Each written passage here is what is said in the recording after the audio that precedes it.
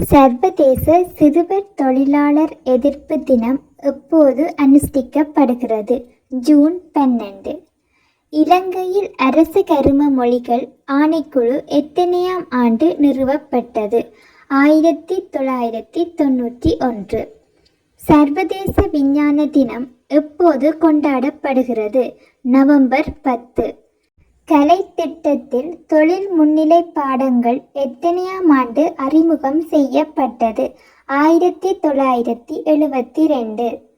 உலக கல்விக்கான உரிமை முதலில் எத்தனையாம் ஆண்டு அறிமுகம் செய்யப்பட்டது? 1948. இலங்கையில் தேசிய புத்தாக்குனர் தினம் எப்போது கொண்டாடப்படுகிறது? அக்டோபர் 26.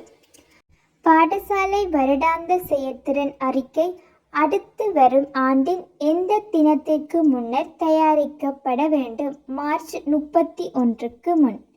பொது போதனா திணைக்களம் ஆரம்பிக்கப்பட்ட ஆண்டு? 1869. பாடசாலைகளில் உடல் ரீதியான தண்டனைகளை தடை செய்யும் உயர்நீதிமன்ற உத்தரவு வழங்கப்பட்ட ஆண்டு எது? 2021. மாணவர்களின் புத்தகப்பை சுமையை குறைக்கும் பாடநூல்களை பகுதிகளாக பிரிக்கும் திட்டம் எந்த ஆண்டு அறிமுகமானது? 2024. இலங்கையில் முன்பள்ளி கல்வியை தரப்படுத்துவதற்கான புதிய சட்டமூலம் கொண்டுவரப்பட்ட ஆண்டு எது? 2024. பரீட்சை திணைக்களம் இணைய வழியில் பெறுபேற்று சான்றிதழ்களை சரிபார்க்கும் இ-சர்டிபிகேட் வசதியை எப்போது அறிமுகமாக்கியது? 2024 முதல்.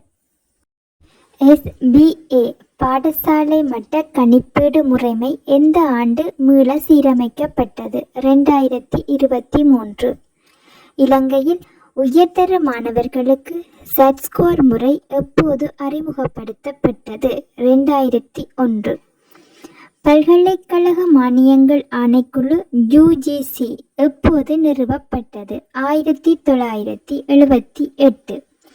இலங்கையில் டிஜிட்டல் கையெழுத்து டிஜிட்டல் சிக்னேச்சர் கல்வி அமைச்சின் ஆவணங்களுக்கு உத்தியோகபூர்வமாக அங்கீகரிக்கப்பட்ட ஆண்டு?